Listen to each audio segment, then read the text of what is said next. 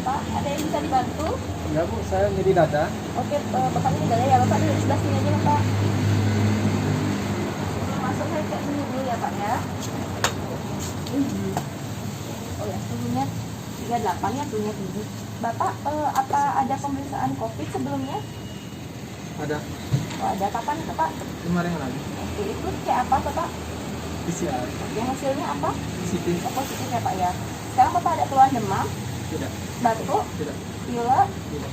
kehilangan penciuman, Tidak ada. sakit tenggorokan, Tidak. nyeri otot, muntah atau diare, Mual aja. mau aja. Ada tinggal sama pasien COVID, Bapak? Tidak ada. Kerja sebagai tenaga kesehatan? Tidak ada. Bapak kan ada keluhan nyeri dada dan Bapak ada demam dan Bapak pernah COVID sebelumnya, saya arahkan ke emergency khusus ya, Pak ya. Iya. Pasien confirm COVID-19, PCR positif 5 hari lalu, CT value 22, datang dengan keluhan nyeri dada. Karena pasien ada keluhan riwayat COVID sebelumnya, maka pasien dibawa ke emergency room dengan negatif pressure dengan jumlah meminimalkan jumlah staff. Pak, Bapak nyeri dadanya dari kapan? Setelah sarapan, Terus selain nyeri dada, Bapak apa ada keluhan lain? ada mual, pusing, dan keringat dingin. Terus apakah dengan istirahat nyeri dadanya membaik, Pak? Tidak. Bapak apakah ada riwayat alergi? Tidak ada alergi, Bapak apakah ada sakit sebelumnya? ada hipertensi, dan jantung koroner. Tidak rutin minum obat. Jadi kita akan memasang monitor. Saat ini si RW pasien pater karena pasien masih bisa berbicara dengan jelas dan tidak tampak ada sumbatan.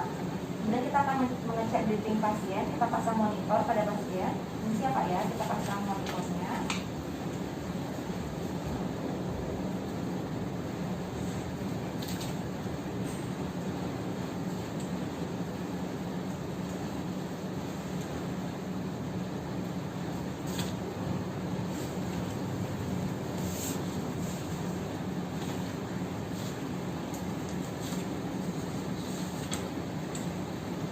Setelah memasang monitor pasien, kita cek berapakah respiratory rate-nya. 20, Oke, berapakah saturasinya? 91. Oke, karena saturasi pasien turun, kita pasang oksigen. Bapak, saya akan berikan oksigen ya. Pasang non-rebreathing mask 10 liter per menit. Gemeter aku.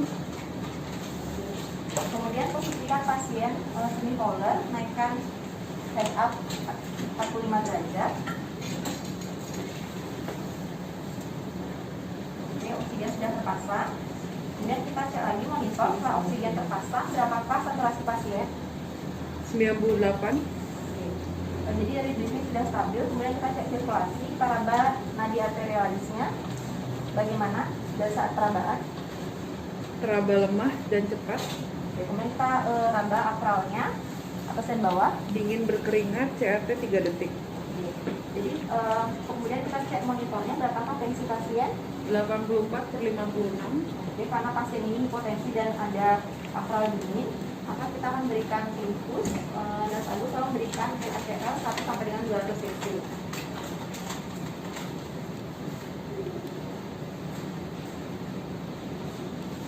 Sambil menunggu infus terpasang, kita cek disability pasien. GCS-nya 15, kemudian kita cek refleksinya. Refleksi pasien kanan dan kiri isopol, kemudian refleks cahaya juga positif. Kemudian kita cek gula darahnya. Sambil memasang infus, dicek juga, diambil juga sampel darah. Kemudian berapakah gula darah pasien? 151. Oke, gula darahnya baik. Kemudian kita lakukan exposure, kita cek apakah terdapat luka, apakah terdapat ruam. Tidak ada luka, tidak ada pendarahan, tidak ada ruam. Kemudian kita cek suhu pasien. Berapakah suhu pasien? 38, 38 derajat.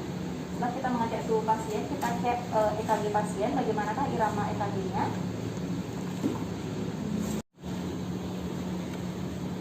Oke. Jadi pada pasien ini terdapat ST elevasi, kemudian di sertainya di dada juga. Jadi nurse Agus tolong berikan aspirin loading 320 mg dengan clopidogrel 300 mg.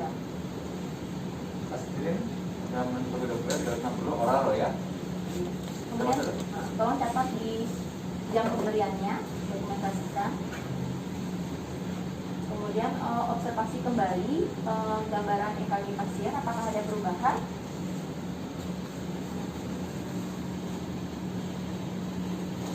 Ya. Jadi pada pasien ini irama EKG-nya berubah menjadi ventricular tachycardia. Kita cek dulu kesadaran pasien. Pak, pasien tidak berespon, pasien mengalami penurunan kesadaran. Kemudian karena iramanya tinggi, kemudian pasien juga mengalami penurunan kesadaran. Kemudian terdapat hipotensi dan terdapat nyeri dada karena gagal jantung. Berarti pasien ini mengalami VT unstable. Kita akan memposisikan pasien untuk mendapatkan kardioversi. Jadi Mas Agus siap-siap untuk memberikan kardioversi. Untuk kardioversi kita akan berikan sebesar 100 joule. Sinkronis kardioversi loh ya. Ya.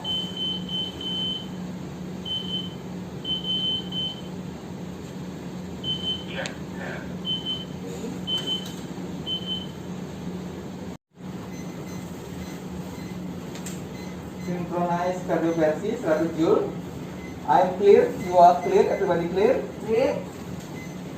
Okay, stop delivered. Bagaimanakah irama EKG pasien? Oke, ya. Jadi pasien ini mengalami ventricular fibrilasi. Jadi saya minta tolong untuk nurse Vira datang ke sini dengan bawa clearance box. Kemudian nurse Vira akan di bagian circulation. Kemudian saya di bagian leader, airway dan breathing.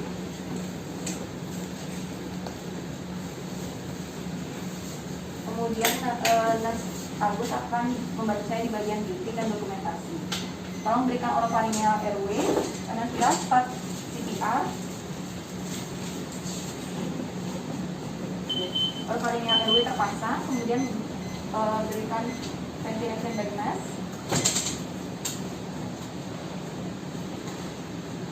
Untuk CPR silakan dihitung. Kemudian Mas Agus membantu untuk persiapan defibrilasi. Oke, siap, 200 joule. Oke, stop CPR.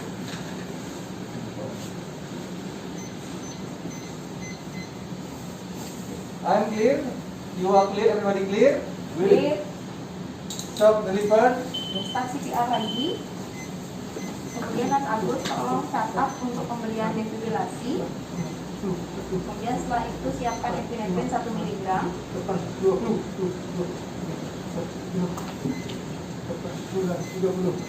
Epinefrin siap. Oke, silakan masukkan epinefrin pertama. Epinefrin 1 mg masuk. Oke, kemudian catat pemberian epinefrin. Kemudian setelah pemberian epinefrin 1 mg, berikan juga amiodaron bolus 300 mg IV. Amiodaron 300 mg IV. 300 mg IV amiodaron masuk. Oke, lakukan dokumentasi pemberian amiodaron. Kemudian CPR sudah dilakukan selama 2 menit, jadi stop CPR. Cek EKG lagi. Oke. Untuk saat ini EKG-nya masih ventricular fibrilasi. Jadi lanjutkan lagi CPR, kemudian siapkan lagi defibrilasi 200 joule. Defib 200 joule siap. Oke, defib sudah siap, stop CPR, kita berikan defib. I am clear, you are clear, everybody Clear. clear. Clear. Stop terkirim. Oke, lanjutkan CPR. Kemudian Nurse Agus tolong siapkan lagi epinefrin 1 mg IV karena sudah 3-5 menit dari epinefrin yang sebelumnya. Epinefrin 1 mg. Epinefrin 1 mg masuk. Oke, lakukan dokumentasi pencatatan.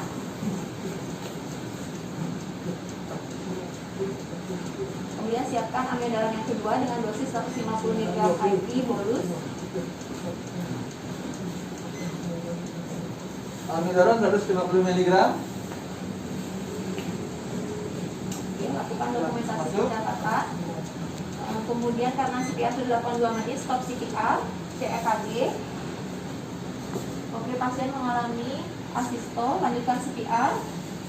Kemudian Nurse Agus bantu untuk menyiapkan intubasi.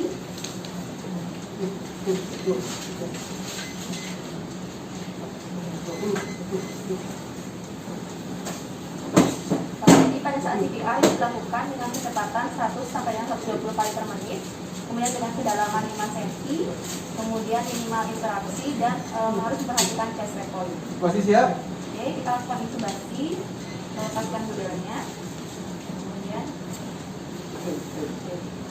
lakukan intubasi, masih lakukan CPR.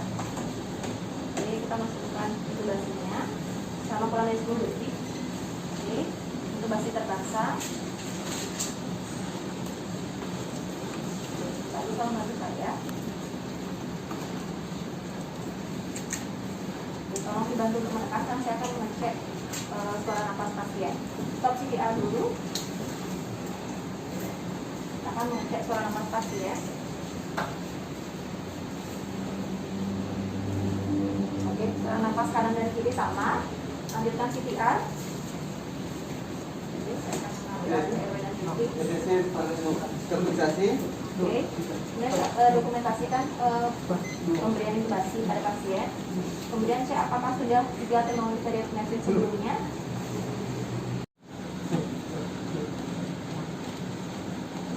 Berhenti.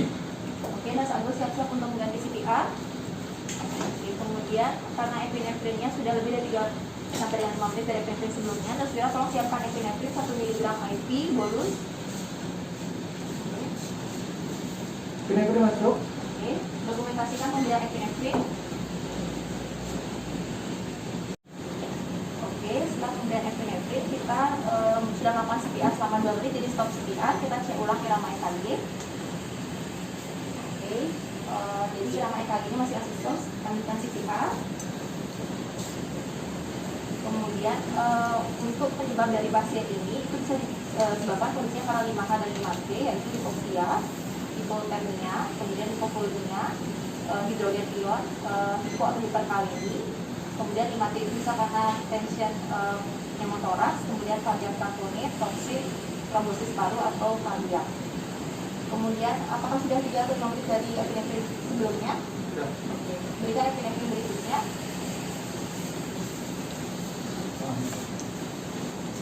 Epinefrin masuk. Oke, lakukan dokumentasi pemberian epinefrin. Kemudian karena CPR sudah 82 menit, stop CPR. Kita cek EKG berikutnya. Oke. Jadi pada pasien ini EKG-nya menunjukkan sinus hitam, jadi pasien sudah mengalami ROSC. Kemudian kita cek respon pasien. Bagaimana respon pasien? Pasien respon dengan nyeri. Oke. Kemudian kita cek ulang vital sign pasien. Bagaimana vital sign pasien? Tekanan darah 90/52, nadi 82 kali per menit, nadi radialis lemah, akral dingin, CRT 4 detik. Oke. Nafas spontan 8-10 kali. Jadi pada pasien ini kita rencanakan untuk melakukan perawatan close observasi di ICU dengan ruang ICU isolasi.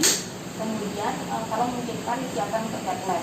Kemudian kita akan melakukan pemeriksaan investigasi lebih lanjut dengan pemeriksaan CBC, urin creatinine, SGLT-CPP, kemudian blood gas analysis. Kemudian kita akan cek cardiac enzim juga. Lalu kita akan konsultasi pasien dengan kardiologis dan pulmonologis. Dokumentasi di medical report, yaitu dengan mencatat di initial assessment, kemudian di form CPR dan di progress note. Kemudian untuk memasukkan pasien ke ICU dan konsultasi dengan spesialis, kita harus melakukan facilitate pada keluarga pasien. Sudah melakukan mock drill, apakah ada kendala atau masukan? Mungkin dari Nurse Agus dulu. Mungkin kekurangan personel ya, karena kita cuma bertiga. Jadi untuk CPR juga jadi kan jadi kelelahan ya. Dan dari Nurse Vira. Mungkin kita kurangnya di dokumentasi ya, butuh konsentrasi tinggi, jadi pekerjaan lain tuh kayak kurang jadinya. Ya, karena sulit untuk membantu pasien. Ya. Kalau dari saya sendiri mungkin untuk pasien penanganan dengan riwayat COVID yang agak sulit adalah menyesuaikan diri dengan penggunaan acrylic box untuk PW dan dripping. Jadi ada pertanyaan, masukan atau kendala lain lagi? Tidak.